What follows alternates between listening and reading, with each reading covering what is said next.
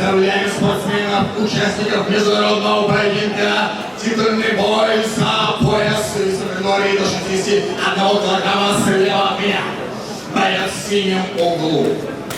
Спортсмен является мастером спорта по боевому самбо Кыргызстана, чемпионом Москвы по боевому самбо спортивного клуба «И-класс» Кыргызстан Тышкенбек Эминжанов. Fighter in the blue corner of the ring. He is Combat Sambo champion of Moscow, represents Sport E-class Kyrgyzstan, Mr. Tышkенbek Emir Shah.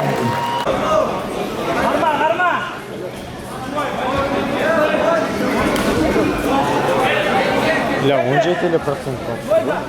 Oldu. Ya 17.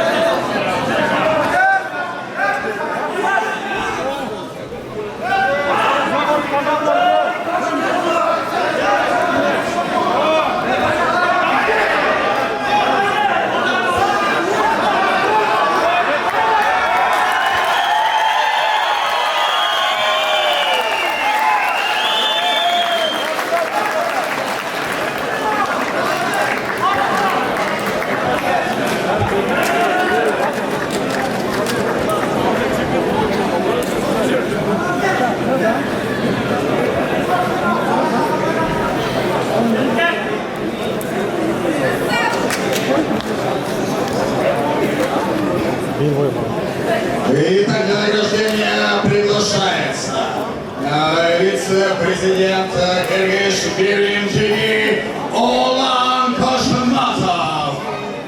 А также приглашается вице-президент Абишахи Боксинг Унар Гастоев.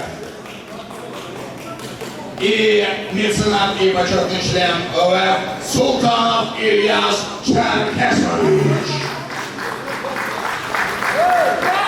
В этом поединке на второй минуте первого раунда удушающим приемом досрочной победу одержал и стал чемпионом УФ в категории до 61 килограмма представитель Кыргызстана Тышкенбек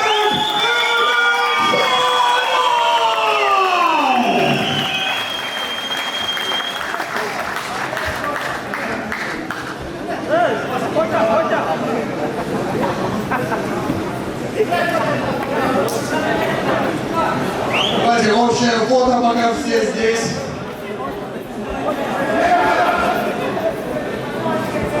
Celek dibe, celek. Celek dibe.